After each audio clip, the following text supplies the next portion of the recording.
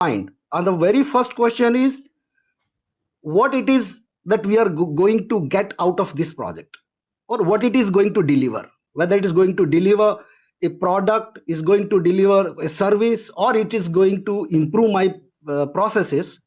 And the second question comes into the mind is processes. And the second question comes into the mind is when will this project finish? What will be the cost of the project? How much efforts will be required to complete the project? So these are the 4 or 5 questions which are there at the beginning of the project, and during the execution of the project. Are we currently at the given time at budget, or we are over budget, or we are under budget, or what are the drivers that are the under budget, or what are the drivers that are the the drivers which are the driving the variance on cost, on schedule, on resources? What are the baselines? So these are the basic questions, and answer of all these questions lies in the performance management. When we measure the performance of our delivery at any given time, that only can give us a true picture and answer all these questions. So today is the topic of that performance measurement, which gives the answer of these questions, and that is called earned value management. Earned value management.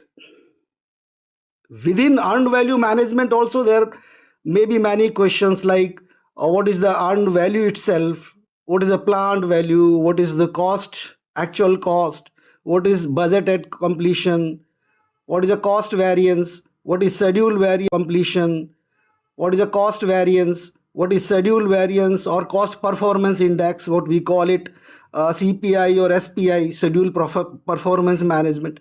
All these questions comes into the earned value management part.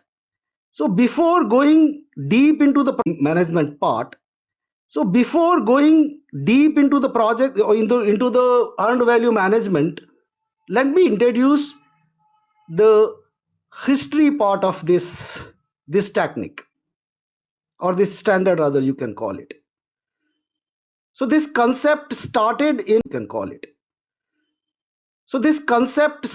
in 50s with the US Department of Defense during the development of complex defense projects. So it started with the defense organizations, and in 60s this technique gained traction into the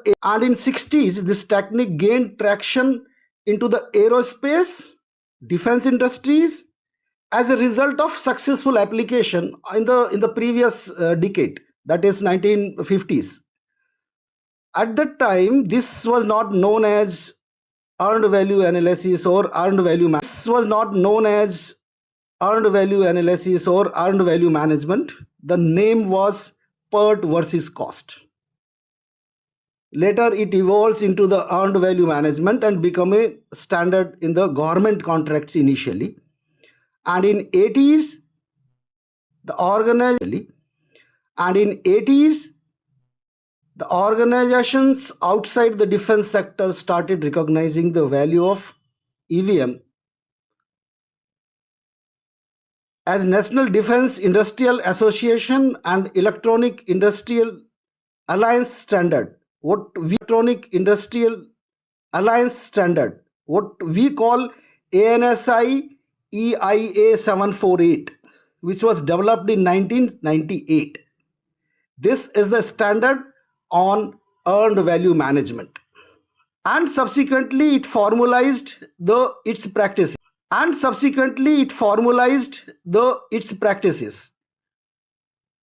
So this standard is from the root of last 90s or the early 20th century. In 20th century. In 20th century, this continued to be refined and adopted across various industries, including construction, IT, and manufacturing, and it becomes an integral part of the project management methodologies and was incorporated integral part of the project management methodologies and was incorporated into the project management software also during the earlier 20th century. So this is how is the background and the questions which this standard is going to solve. Before this standard is going to solve, before going deep into the discussion, let me introduce my panelists today. We have a project management stalwarts today with me. I have my fellow today with me. I have my fellow project management champion from the PMI South Asia, and he is the voice which is rated as top 50 voice in the APAC, as top 50 voice in the APAC region, and top 25 thinkers on the project management for 2022 and 2023. He is the top thinker in the fintech for 21, 22, and 23 continuously for 3 years. He is the 23 continuously for 3 years. He is the keynote and guest speaker at various conferences and business schools. And friends, he has authored one book also. The name of the book is Supercharge Your Project. The book is Supercharge Your Project Management Skills. This book is available on Amazon. If anybody interested can buy and read this book. He featured in the book written by Dr. Ravindran on the productivity tips of the leaders. On the productivity tips of the leaders. Ladies and gentlemen, please welcome Director of Credil Limited, Mr. Viren Parekh. Welcome, Viren. This fantastic profile. Thank you, Kailash. Thank you, Kailash ji, and really appreciate. And I think, thank you. Yeah. My second panelist, Mr. Lenin Jose, who is a civil engineer having more than 22 years in construction industry. Out of this 22 years in construction industry, out of this 22 years, 9 years he served in the Middle East and 13 years in India. And I think right now also he is in the Middle East. He is expert on cost reporting, contract negotiation, subcontracting, commercial management, construction cost, subcontracting, commercial management, construction cost control, variation analysis, and procurement. He has worked with global leaders like CBRE, Combined Group Contracting in Kuwait, Limark in Kuwait, and CAP India.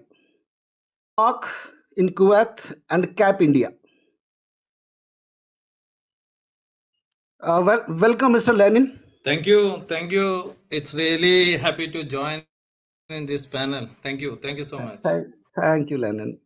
My third panelist is again my fellow PMI South Asia champion, Mr. Krutibas Biswal. I call him Kruti only. He is one of my best friend.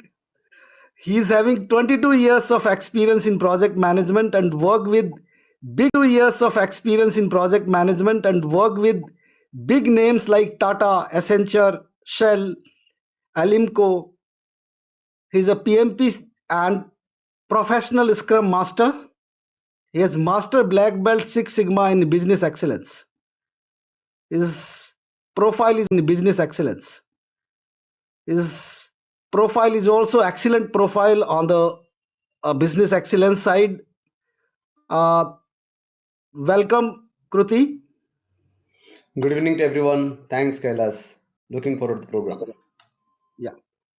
And fourth Yeah. And fourth, last panelist, and he is a young and dynamic leader. Why I kept him at the last? Because of his dynamism and young personality. He is from the Deloitte, Mr. Mayur Misal. He is from the Deloitte, Mr. Mayur Misal. He is a senior consultant and team lead at PMO office of Deloitte. He has done his masters in mechanical engineering design. Besides having many certifications like PMP, his most important certification as per PMP, his most important certification as per my understanding and for my this thing requirement is a prevention through design. He has done it from IIT Kharagpur. Welcome, Mayur. Yeah, thank you so much, sir. And it's really yeah, thank you so much, sir. And it's really privileged to share this forum with all these brilliant minds from project management community. Yeah, thank you. Thank you. Thank you. So, to start with, the earned value management, as we see, is adding a great value to the project management by providing a comprehensive performance snapshot. Now it is integrating cost, it is integrating schedule, work progress, it is giving the precise forecasting, precise forecasting. Project managers are leveraging the earned value management to assess the project health, identify variances, and make informed decisions because of this data availability. And with the emerging AI technologies, this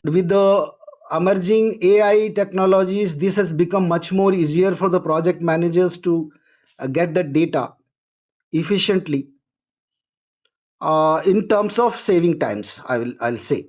So to start with, Biren, my first question to you is how do you Biren, my first question to you is how do you prioritize the key performance indicators within the earned value analysis to effectively measure this progress? Because there are multiple KPIs here, whether in terms of budget, whether in terms of schedule, resource, everything. So how you choose and then uh, drive the project progress?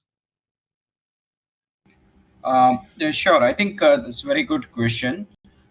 See, it's very good question. See, in any project, I think one of the very first thing one has to figure out as a project manager or program manager is that what is the most important thing. Okay, so whether it is sort of cost is important or whether it is sort of cost is important or schedule is important. Once that is clear that now I don't want to miss a deadline because of whatever XYZ reason from the whatever management or from the regulator or from the customers needs perspective, okay, or from the customers needs perspective. Okay, once that is determined, then you have to focus on now trying to see that you reduce the variance in that as much as possible. Okay, so that should be the very first step. I think one should. Okay, so that should be the very first step. I think one should take when you want to maybe analyze the deviation and figure out what needs to be done. So once that is fine, I mean that is finalized. Okay, then you figure once that is finalized. Okay, then you figure it out how you can meet or reduce the deviation. So for example, if say we are saying that schedule is a most important thing in my project because of my regulatory commitment, or or similar any kind of regulator. Okay, it's a, whether industry regulator or the country regulator or the domain regulator, then I need to see that if there is any deviation in my schedule, then I will try to see that how I can meet those deadlines. And then I will try to see that how I can meet those deadlines, and then try to bring in required resources, okay, to see that my schedule is not getting deviated. So that is I think one thing which one needs to do. And second is that once you have figured out that okay you and second is that once you have figured out that okay you want to meet this schedule or reduce the letter I mean reduce the variance to whatever maximum possible, then you need to see other option also, that whether you can move some of the items to the subsequent whether you can move some of the items to the subsequent phase. Okay, so something there might be a critical path, and you need to see that whether you can make something live as per the regulator's requirement ASAP or whatever within the given timeline. And if you can defer some of the items or whatever within the given timeline, and if you can defer some of the items to the subsequent phase or maybe a little bit in future. Okay, so that is I think couple of things which one needs to do from that perspective, that first figure out what is the important perspective, that first figure out what is the important parameter or KPIs, and accordingly take a step towards that.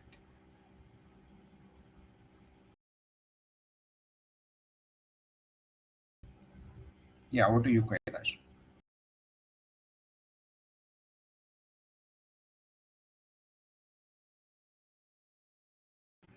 Hope I was audible, right, Kailash? I cannot hear you. Hello. Yeah, we can hear you, we can hear you. Go ahead. So I'm done with that. You can yeah, Okay. yeah. So, any other panelist want to take this question or want to add something on this point? Yeah. Hi, sir. Mayur this side. Yeah, Mayur, please Yeah, add. so adding to what Biren sir has told about the KPIs, prioritization of the KPIs. So, the KPIs, prioritization of the KPIs. So, what I believe, meaning it's really crucial to focus on the key drivers of the project success while deciding upon the priority of KPIs for earned value analysis. Meaning Personally, earned value analysis. Personally, I prefer cost performance indicator and schedule performance indicator, uh, as these are very foundational for any earned value analysis, where this CPI assess this cost efficiency, and the SPI evaluates the schedule efficiency. Uh, as this indicators give the clear picture how well we are performing in terms of the budget as well as the schedule.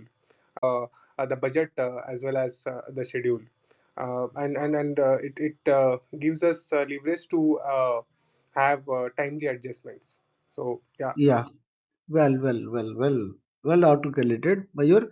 Uh, Kruti, any point from your end? Sure. Any point from your end? Sure. So I just want to echo what Biren said. It is exactly what is on the priority.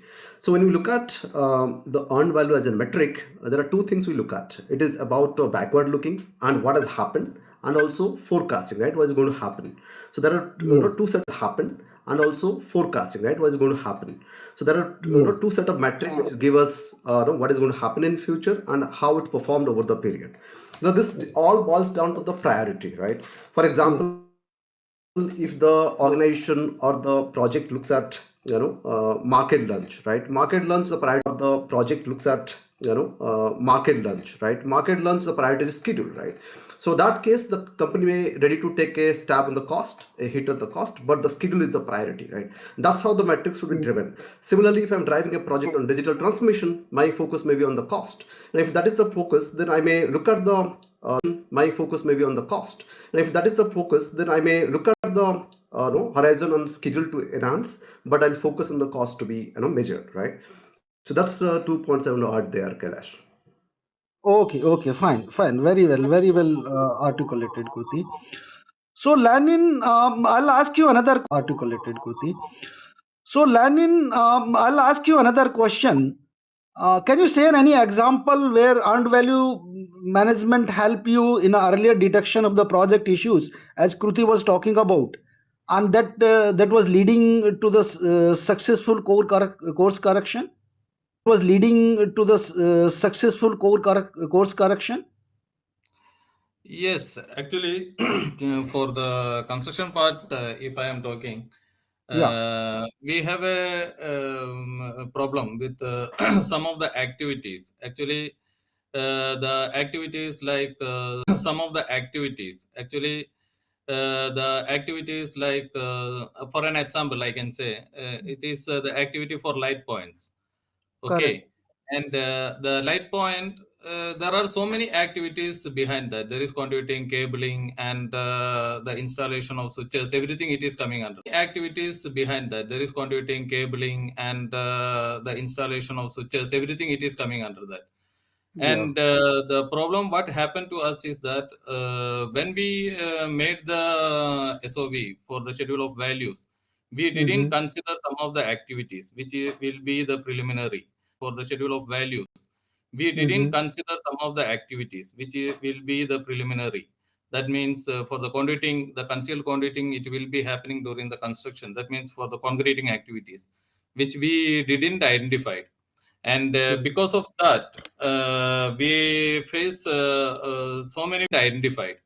And because of that, we face so many problems. Mainly the subcontractors, they are claiming, and we are not able to highlight to the, because this is back to back basis the payment is going on. So when Correct. we asked the client, basis the payment is going on. So when Correct. we asked the client, because we have a problem with this difficulty, then the client told us that, okay, while doing this SOV, you should have included all these activities breakdown. So the key Yes. for the, you should have included all these activities breakdown. So the key Yes. for the end value to match with the actual budget, we should have a real breakdown of the activities. Otherwise, maybe we will not be able to lower the cost while Correct. the progress is happening at site. Yes. Exactly. To lower the cost while Correct. the progress is happening at site. Yes, exactly. Very well. Very well said. This gives you an insight of the future. Actually, how you're going to perform and how you're going to load that cost and everything from the market, right? Yes, So yes, you everything from the market, right? yes, So yes. Mayur, any your take on this? Do you have such experience?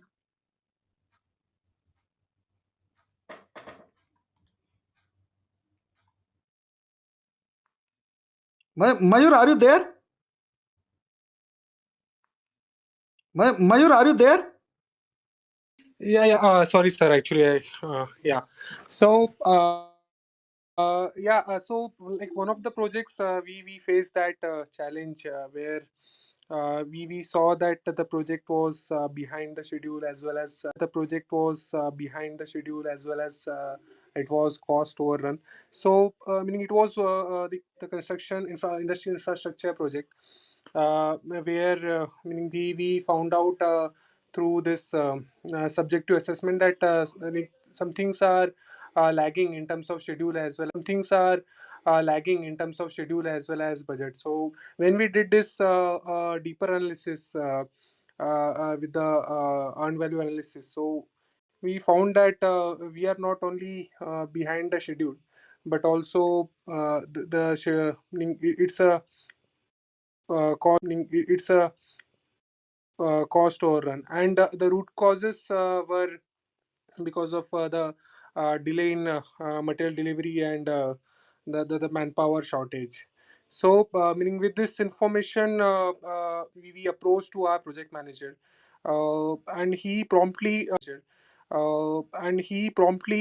taken that in action, and he has deployed, meaning the expediter at vendor factory for getting the Okay. expedited material deliveries, as well as to shortcome this. manpower shortage issue. So manpower shortage issue. So he has approached to the additional agencies for sourcing the manpower. And also we have did some adjustment to the project schedule with extended hour working. So this intervention really helped us. So this intervention really helped us to meaning mitigate all delays, as well as we could meaning recover the cost overrun as well. So this way, this earned value analysis was really helpful for meaning making the course correction for the that particular project. Yeah, yeah, correct, correct. You are absolutely right. So, Biren, going forward, do you have any experience where you might have handled some situation where the earned value is where you might have handled some situation where the earned value is significantly deviating from the planned value? So what are the strategies do you employ to recover that and be at the dot of what you have scheduled or what you have your budget is? What you have scheduled or what you have your budget is?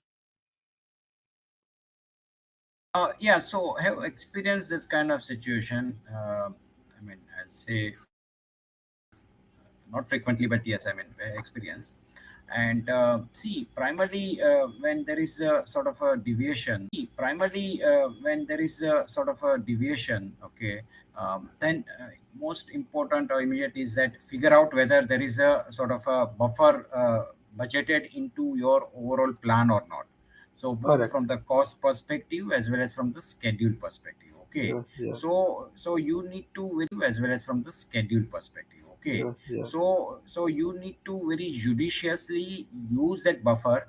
Okay, and try to see how you can now leverage that, and accordingly try to now maybe bring it back on that track. Okay, so that is one.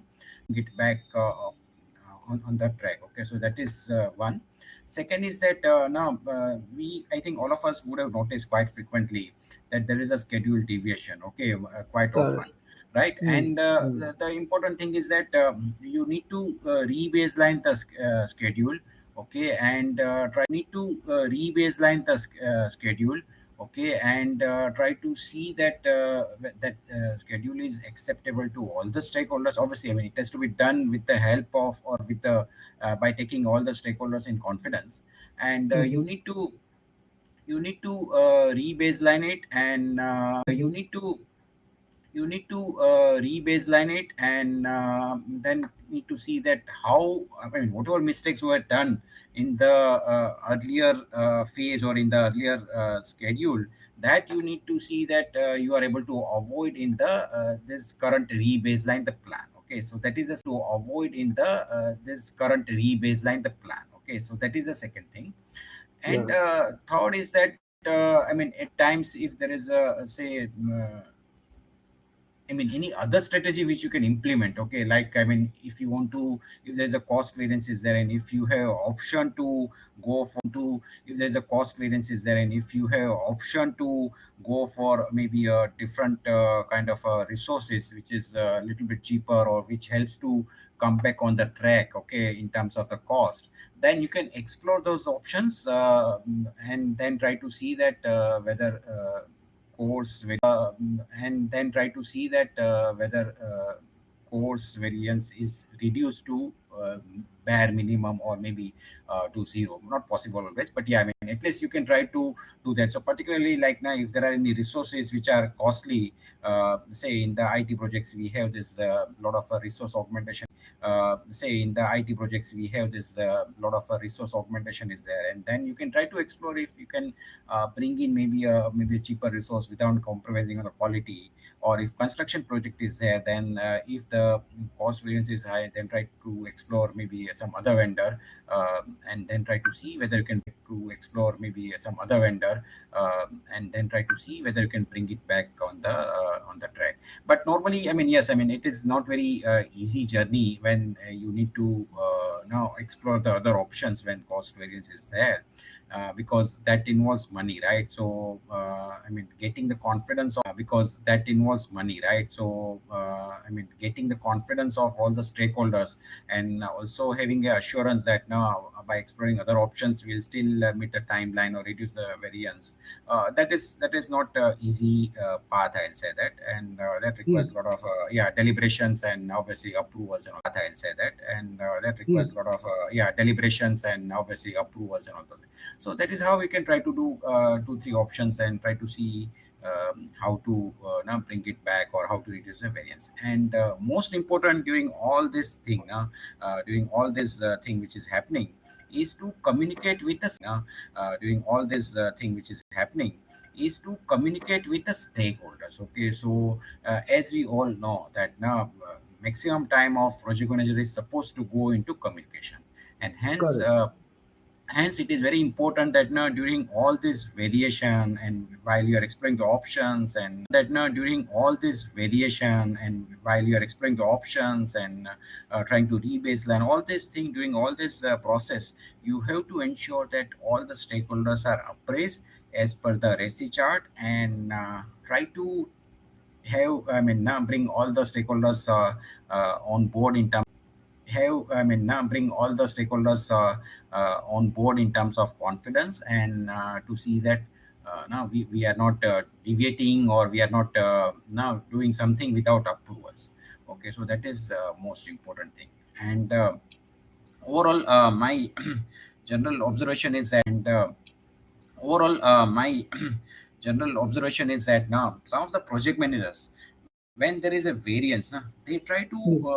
they try to put I'll say the issue under the carpet. Okay, they try to see that they don't I mean they themselves try to see that they can explore, or no individually they try to see that they can explore, or no individually they try to address those issues. Okay, rather than taking all the stakeholders in confidence. Okay, and that actually results into a lot of issues in terms of trying something which is not legal, or I mean trying something which is not legal, or I mean trying something on its own without approvals, and that results into a lot of other issues. Okay, so one thing project manager has to understand is that he's sort of a custodian of the project. Okay, or the execution of the project. Okay, so if something goes custodian of the project. Okay, or the execution of the project. Okay, so if something goes wrong, then he has to highlight to all the stakeholders and convey that yes, this is a situation and this is what I'm planning to do or we are planning to do.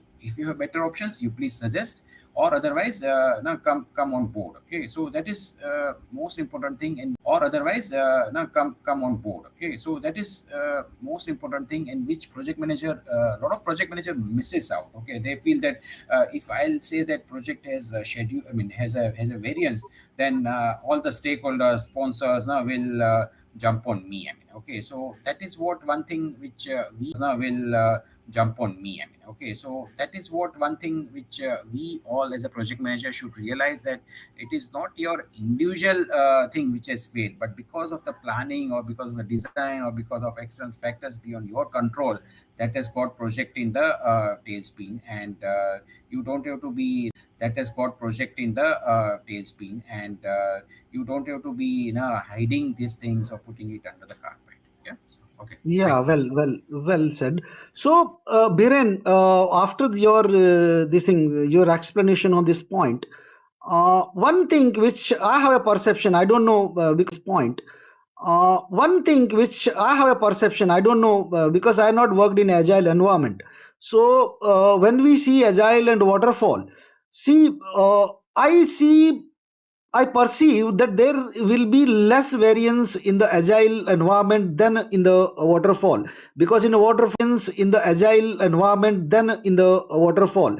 Because in a waterfall we plan for say 6 months or a year or like this. But in agile, these plannings are very iterative and very short periods of this thing sprints you plan. So is this thing sprints you plan. So is there any this thing advantage of having a agile environment or having a waterfall environment, particularly to this question, where you are correcting the deviations, you are correcting the deviations.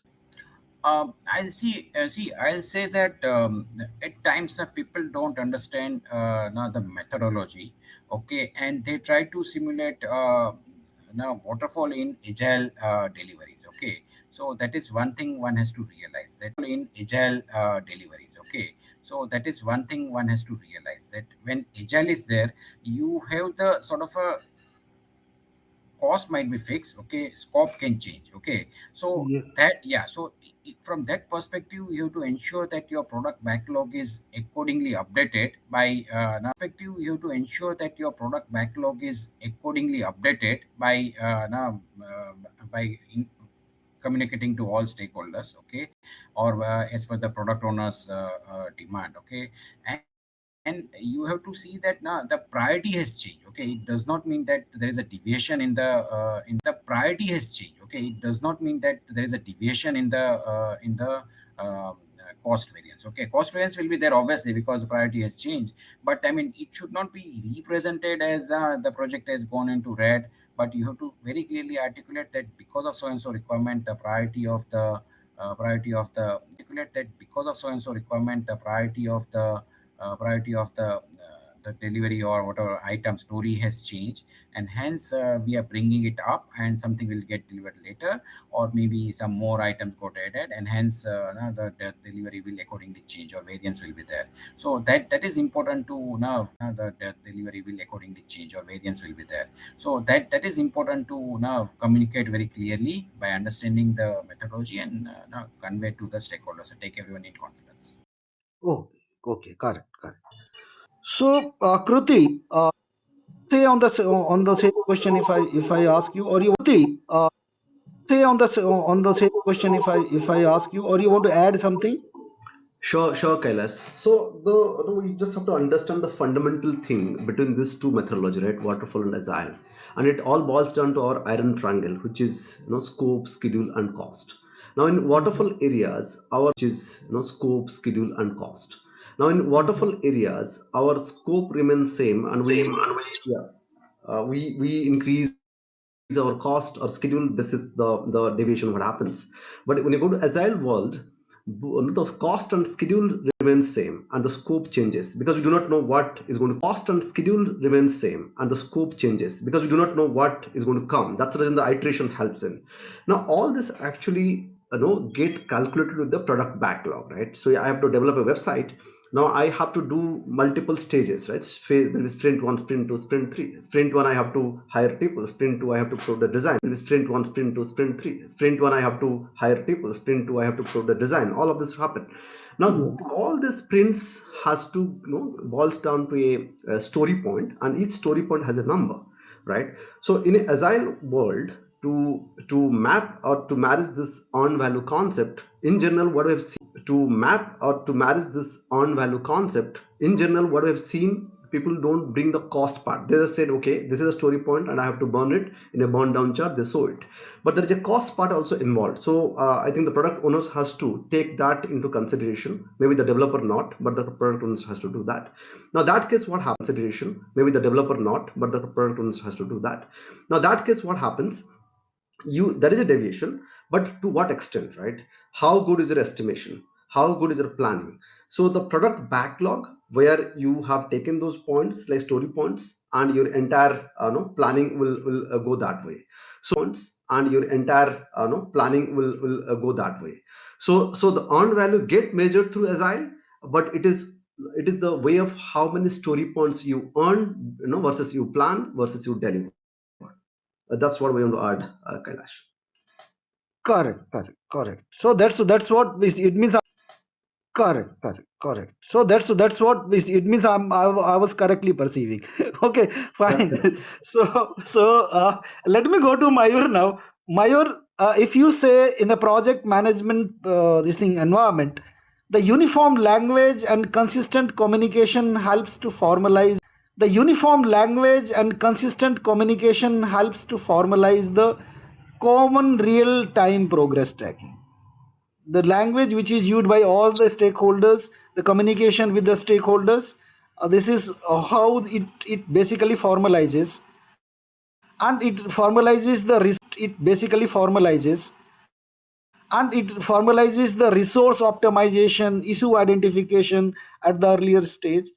So how you see that this earned value management play a enhancing communication and collaboration role among the project stakeholders? How it collaboration role among the project stakeholders? How it enhances these two factors, collaboration and communication? Yeah, rightly said, sir. Meaning this communication is the key to success in any of the projects. So, like if I talk about this, like if I talk about this earned value analysis, right? So, as it has statistics and backed with the data. So this earned value analysis, along with its unified set of metrics, serves as a unified set of metrics serves as a common language for the project team to understand the project progress, whether we are on schedule or we are lagging behind in terms of schedule or cost. So this matrix definitely enables to have a clear and concise communication between the project managers, team members, and stakeholders. So generally, what happens many of the times if we are not using this EVA, so what we do this, meaning the subjective interpretation on the project part, that whether the progress is going well, or we say that okay, we have this much of budget, or we are doing fine in terms of budget. So this all these are like subjective things we do. But when we are having this EVA, or we are having this EVA, or we are having data to have the analysis, so this will definitely have a clear and concise reporting in terms of the project progress, and which really gauge upon the project health, and meaning it really help us to set clear direction for the course correction in terms of project progress. Yeah, it's good. So, Lenin, your point of view on this part, the communication and your point of view on this part, the communication enhancement in communication and collaboration among the team. If the earned value management is you are deploying there, then you will have a enhanced communication and collaboration. Do you have any point on that? Yeah, sure. Actually, Collaboration. Do you have any point on that? yeah, sure. Actually, this is really helping in when we are doing one presentation or something in front of the clients, no? Because when we are Yeah. having a meeting, when we are presenting the progress through this EVA, they are presenting the progress through this EVA. They are confident that we are on the track or not. They are getting a clear picture, and also it is helping them because when we are giving a flow chart or a cash flow chart with regards to this, they are having a clear picture that how much cash flow chart with regards to this, they are having a clear picture that how much amount they have to secure for each month and everything. It is very clear for them. And when the progress, when we are showing in the EVA, they are able to ask questions also. Otherwise they are not able to understand EVA. They are able to ask questions also. Otherwise they are not able to understand where it is having a problem. Then we can clearly explain them if there is a shortage, if there is a variance, how it is happened, and activity where this difference is coming, we can show to them. And activity where this difference is coming, we can show to them. And we can actually in the meetings and all, we are having a really fruitful discussions happening with the consultants as well as with the client. And they are also in a close relation, saying that okay, there is some delay, okay, how we can manage in a close relation, saying that okay, there is some delay, okay, how we can manage and how we can go ahead to overcome all these difficulties. So this is really helping in because as a stakeholders from the client side, because here in the Middle East they are too concerned stakeholders from the client side, because here in the Middle East they are too concerned when the project is started, the time they are too concerned. So they, if they are seeing the progress with respect to the money, and if there is a variance in some activities and we are highlighting to and if there is a variance in some activities and we are highlighting to them, they are able to understand it easily more than in a conventional method when we are saying we have achieved a progress but there is a difference, and there are some differences, because this is all the cost loading is happening with respect is a difference, and there are some differences, because this is all the cost loading is happening with respect to the activities. So where the difference is coming, we can easily show to them, and we can have a clear idea where we have to do the changes or increase the manpower, or a clear idea where we have to do the changes or increase the manpower, or whatever, maybe machinery, maybe so many aspects are there that we have to update ourselves, and to for that the progress can be achieved as per the schedule, to update ourselves, and to for that the progress can be achieved as per the schedule we are in. So this is actually all the stakeholders. The methodology what we are using, this EVA, is really helpful in getting the confidence of all the stakeholders when we are in a meeting. Are using this EVA is really helpful in getting the confidence of all the stakeholders when we are in a meeting.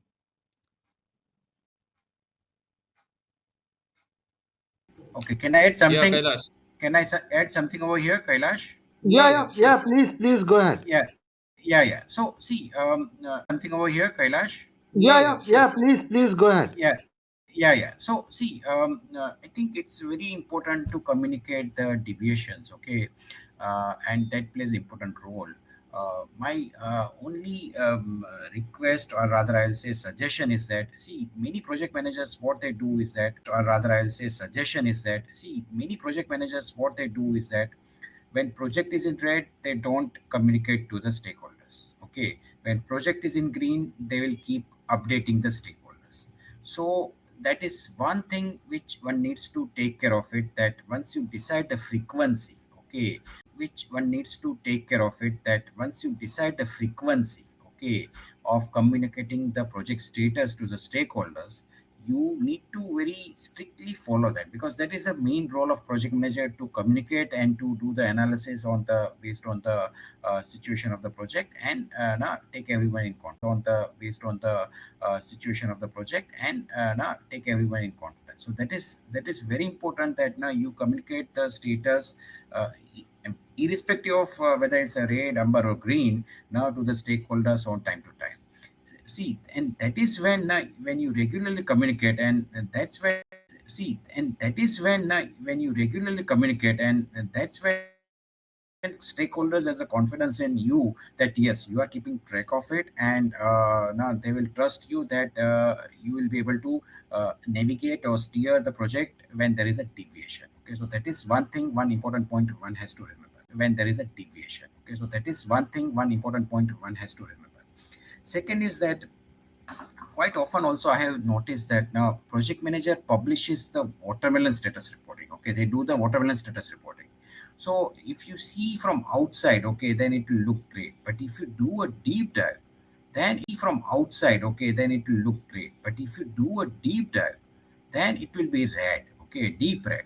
Okay, so why? Because they sometimes just copy the previous project status report because of the paucity of time, and they just publish it, okay, and then hence they don't communicate the deviations. That is, that publish it, okay, and then hence they don't communicate the deviations. That might be the reason, or sometimes they purposefully hide the status.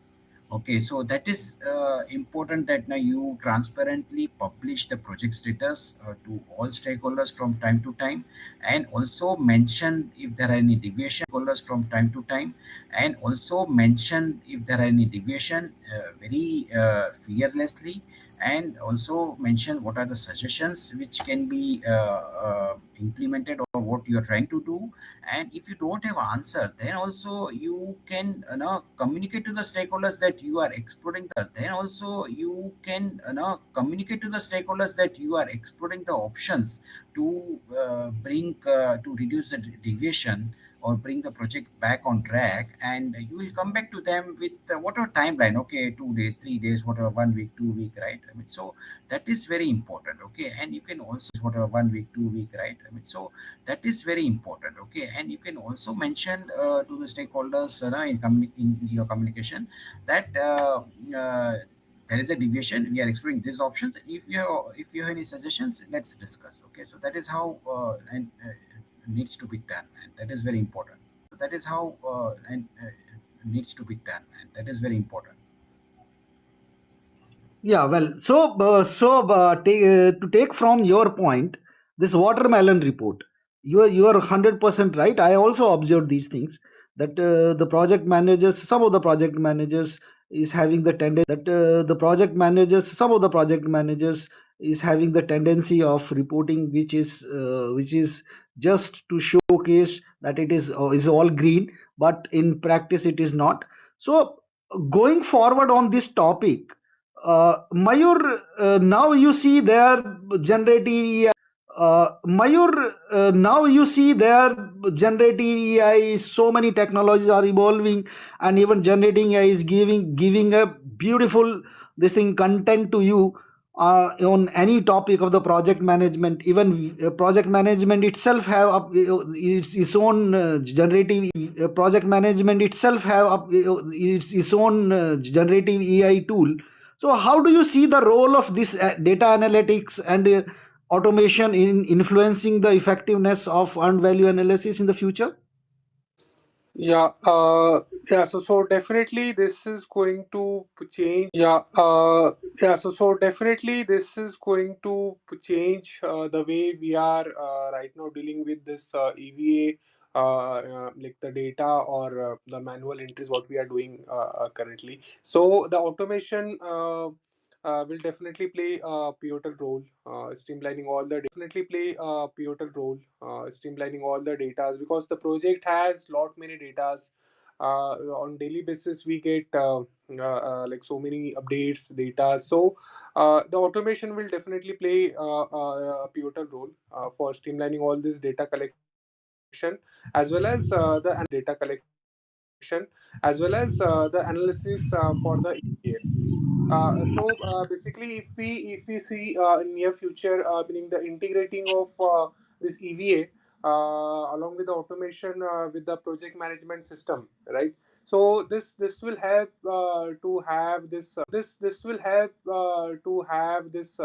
continuous updates on the EVA metrics in real time, and we can see the real time up to date project performance information, whether the project is on track, or like any deviation is there.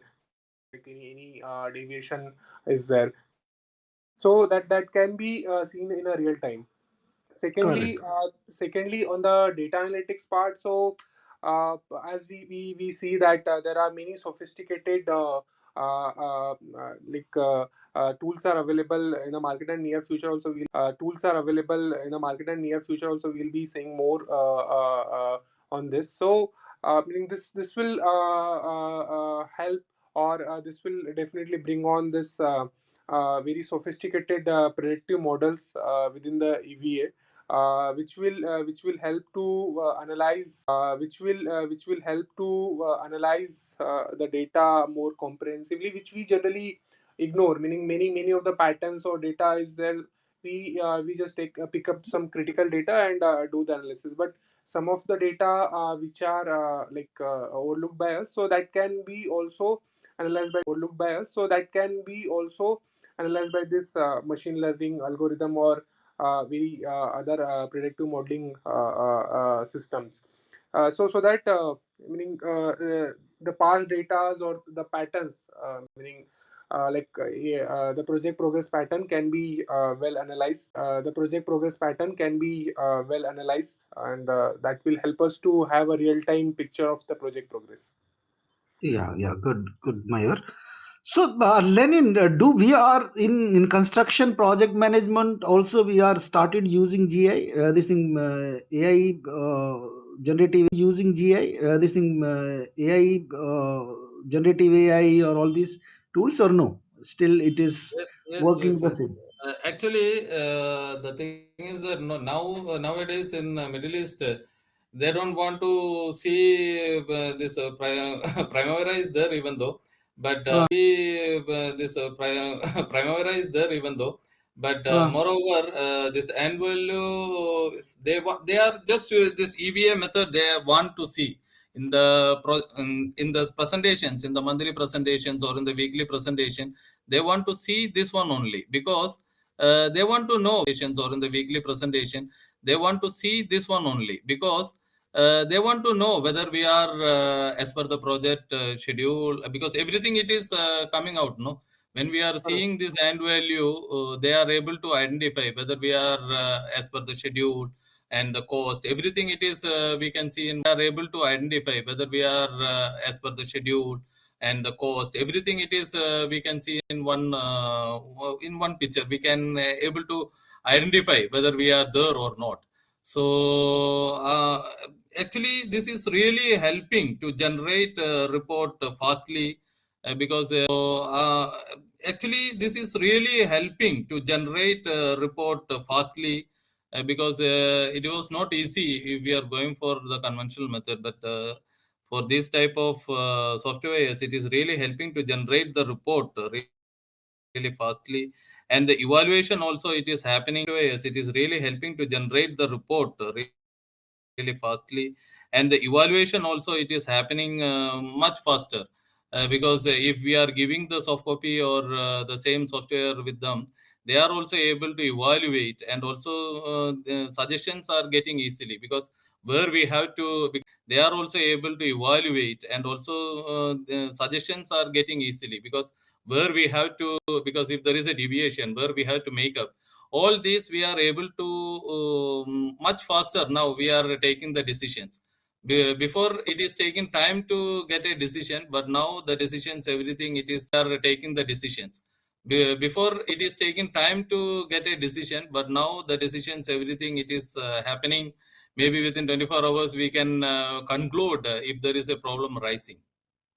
okay, right. So, Kruti, some surveys are telling actually, okay, right. So, Kruti, some surveys are telling actually, I have last night only I have done one course on the PMI website. It might have come to you also that it's giving around 80%, or is another survey says around 75%. 80%, or is another survey says around 75% time saving these generative AI tools are giving to the project managers. Is it true, or you have some other point of view on this? No, it's true. It has a capability of making speed up. No, it's true. It has a capability of making speed up the data, getting those information right out there. For example, if you say Microsoft project or Cobra, as Hmm. is software from Deltec, Primavera, these softwares are capable of generating those information. But the problem lies there, like the data analyst generating those information. But the problem lies there, like the data analyst who is generating this information. Mostly, what I see in the industry lacking about the business acumen. That is one of the power skill what we do, right? So what happens? Yeah. The decision maker, they need information in their hand to take decisions. The decision maker, they need information in their hand to take decisions and move on, right? So before this, Yeah. again, genuine AI you're just adopting now, but in the current situation where this information is manual or not available early, they just take decisions on basis their experience, right? Gut feeling what is happening. Yeah. But if this Yes. information comes on basis their experience, right? Gut feeling what is happening. Yeah. But if this Yes. information comes quickly in their hand, then it will help them to take decision because of the capability of EVM, right? Now Yeah. the people who are working data scientist, no, they should have these two skills enabled. One is the technical skills, which is creating those information. They should have these two skills enabled. One is the technical skills, which is creating those information. Second is a business acumen, right? So for example, I have a Mm. deviation. Now if there is a deviation, Yeah. so what, where it is coming from, which, what is the work package or WBS, or who is that, no, under the work breakdown structure, who is responsible for that, right? So those kind of information helps the decision breakdown structure, who is responsible for that, right? So those kind of information helps the decision maker to course correct. So that's how this will help. But you are right, this is accelerating the ways of, project management, ways of working is helping through the generative AI. Okay. Thank you. Is helping through the generative AI. Okay. Thank you. Thank you. Thank you, Kruti. Sure. So, Biren sir, with your vast experience, can you elaborate on the challenges you encountered when implementing the earned value analysis and how you overcome those challenges? Any examples or and how you overcome those challenges? Any examples or anything you can add on? Yeah, sure. So see, the primary challenge is about data. Okay, so when you want to implement or when you want to maybe derive some on value analysis or whatever parameters, okay, KPIs, then getting those data real time or maybe as accurate as possible, that has been one of the most difficult or not challenging things I have observed. Not challenging things I have observed. Okay, and have also felt, I mean, actually, because getting maybe exactly, say, for example, how much effort has been gone, okay, by the team in particular project. Okay, so if the proper project management tool is not implemented, okay, so if the proper project management tool is not implemented, then getting the exact data is really difficult. Okay, and then you go with sort of a guesstimate. Okay, so although the team members would have spent some time into some other activities miscellaneous or might have been pulled up in some kind of support activities from the previous release or previous story. Now you will not be able to very clearly justify or not be able to have that exact accurate data. And when you don't have that exact accurate data, and when you don't have accurate data, you both guesstimate, and then at times you might result into a sort of a deviation, unwanted deviation. Okay, I mean, you might say, oh, there is a my cost variance is there, but actually the half of the time team member would have spent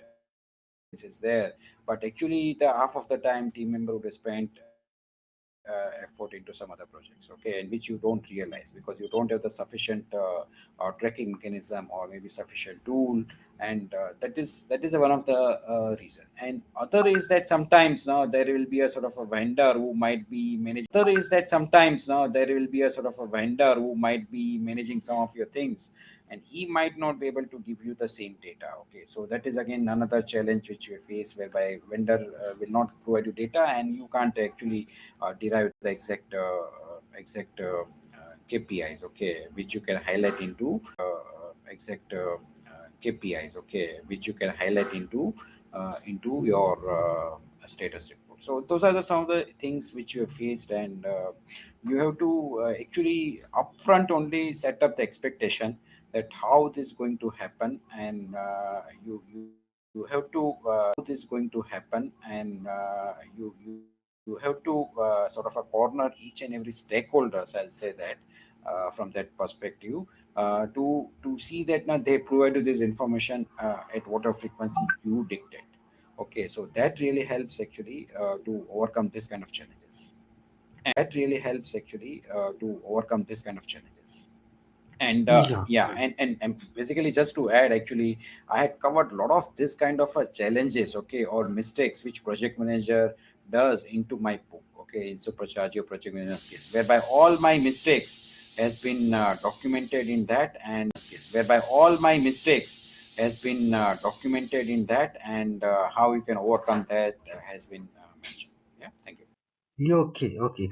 So, Mayur, Yeah. Biren was talking about the data, the this thing verification of data. So, how do you see the GIGO situations? This thing verification of data. So, how do you see the GIGO situations where the garbage in garbage out like situations are there where the data is not verified properly or is not authenticated, data is not you are not getting, and then taking on decision on those is not you are not getting, and then taking on decision on those data points. So how it affects the project this thing delivery, and have you come across any situation in your career? Uh, yeah, sir. So, meaning as Viren sir has very well articulated. Yeah, sir. So, meaning as Viren sir has very well articulated the challenges what we face during the EVA analysis. So that is meaning having the right data in terms of accuracy as well as the completeness. So that's that this we face on a regular basis. So to overcome this on a regular basis. So to overcome this, meaning I'll just share my experience what I have adopted in my recent project. So what we have done, we have conducted one dedicated session for all stakeholders, relevant stakeholders, on the data part, like how about reporting exactly they have to do part, like how about reporting exactly they have to do on the project. And secondly, we have prepared standardized formats for all respective work packages, so that they can only fill in the relevant data, and rest all will be meaning automated will be meaning automated Excel sheet. So those standard formats and checklists we have prepared and circulated, and we conducted the awareness session on the data accuracy. That way, it mean the data accuracy what we are getting the data accuracy what we are getting now is far better than what we were getting earlier. So that way, it is helping us to have a correct assessment of the project progress. Okay, well.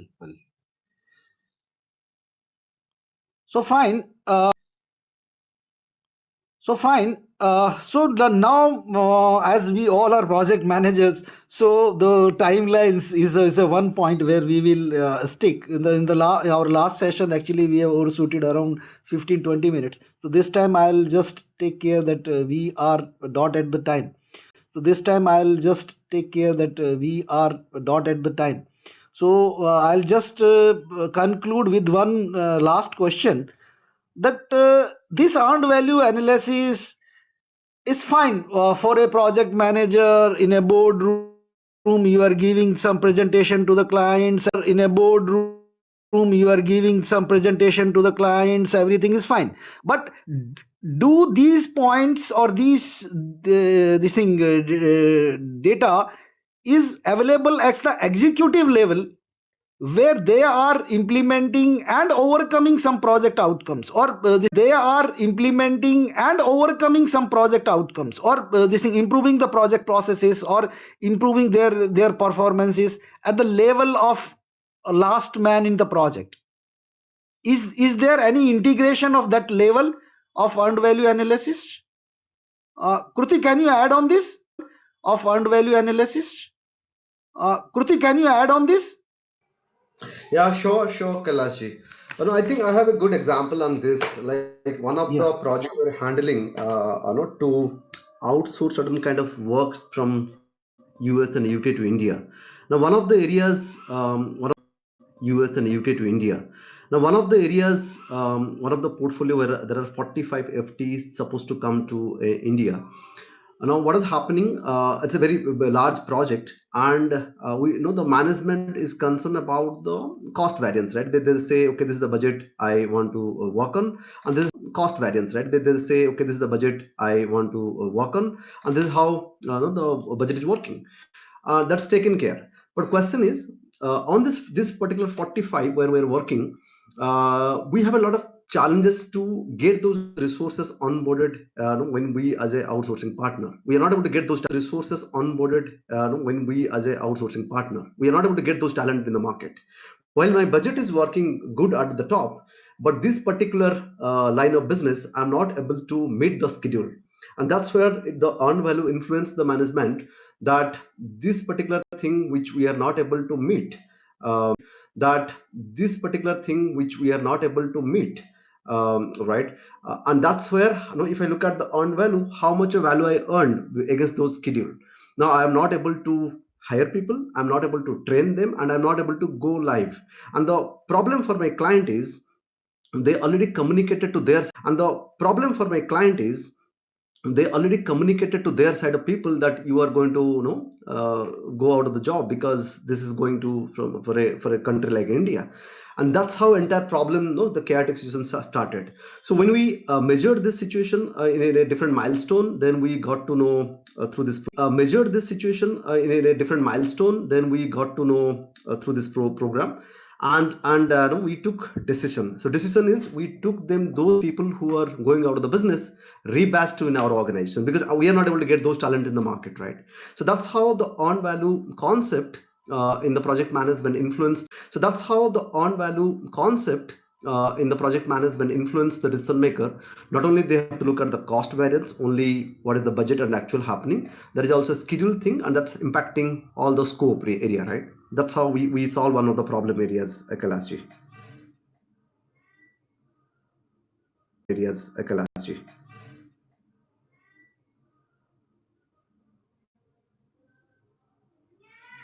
Uh, can you hear me? Am I audible? Yeah, sir, you're audible. Okay, fantastic. I think Kailash ji, you are on mute. Okay. So, okay. So, Biren, you want to add anything on this? No, I'll give a pass. Okay. So, any other points from anybody? Lenin, on Kruti, do you want to add? Lenin, on Kruti, do you want to add anything, or we should conclude now? I think, sir, we have somebody has Yeah, raised their. maybe no, couple of points If like somebody has no, raised a we hand, should you look can at. take in. Sorry. So go ahead. Sorry. So go ahead. Sorry, any question you were saying? I missed. No, Rajdeep, can you add somebody has raised hand? Can you add that person? Dr. Vaibhav has raised. Yeah. Vaibhav has raised. Yeah. Weber want to say anything?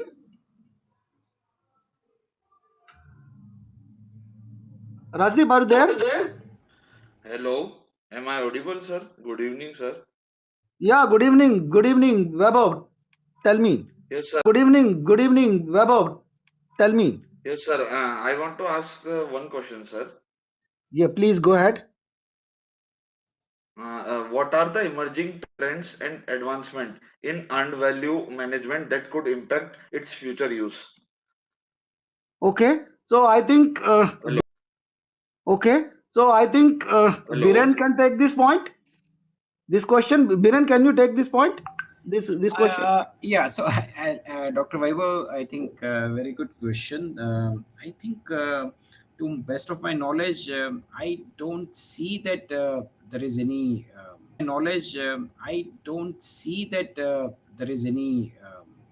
new thing which is there, but the real-time tracking is the important thing, which is important. Okay, which is actually a trend or kind of a demand. I mean that now at any point of time, any point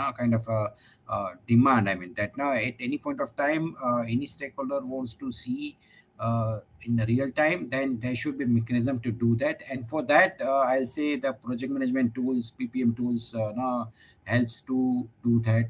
That is what I can see might be the trend. Maybe anyone else do that. That is what I can see might be the trend. Maybe anyone else can comment on it. Mayur, you Yeah, want to maybe add something? you want to add something? Sorry, if I may, Kalasi. Sorry, can you hear me? Yep. Yeah, please go ahead. If I may, Kalasi. Sorry, can you hear me? Yep. Yeah, please go ahead. Yeah, please go ahead. Sure, sure.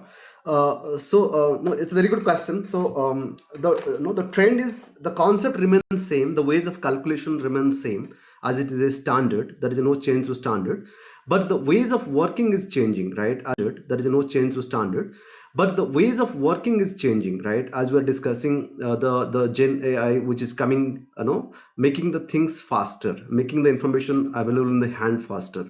So in our project management world, we look at the work performance data, work performance information, and report, right? These things, three things, integration data, work performance information, and report, right? These things, three things integration is happening so fast in the market now because of the technologies is moving forward. Now, if I take example in Microsoft Power Platform, right? It integrates everything. It brings Power BI, it brings Power Apps, it brings Power Automate, everything. Now, that Power BI, it brings Power Apps, it brings Power Automate, everything.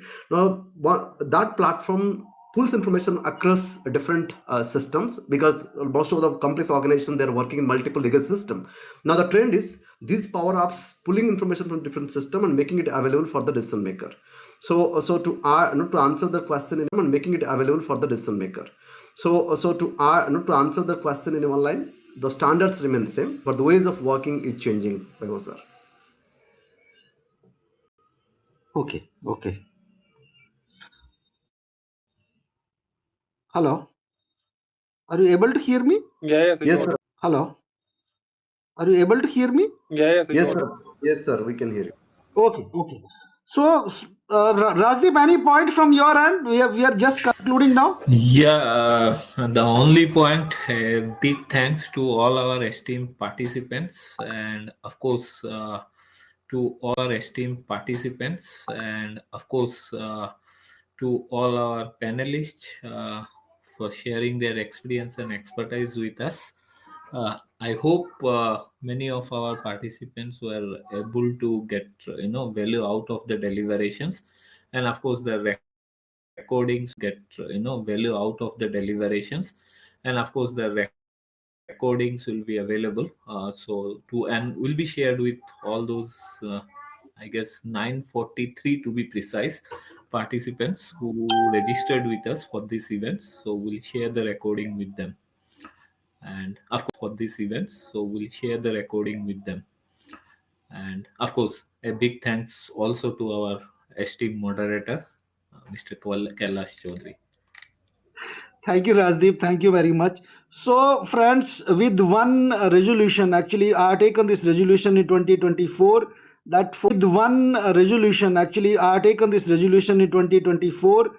for every event which I am the part of, I will share my carbon footprints to the team, to the audience, and my approximation, because this is very difficult to measure.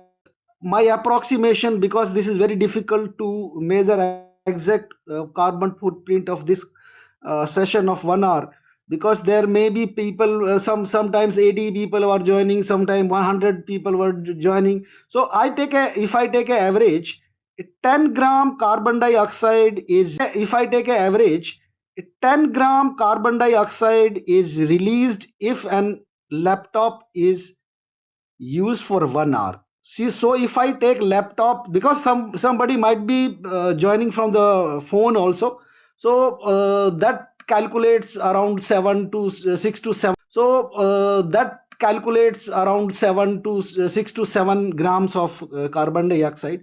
So if I add it, make a approximation, it will somewhere 750 to 800 grams of carbon dioxide we have emitted to the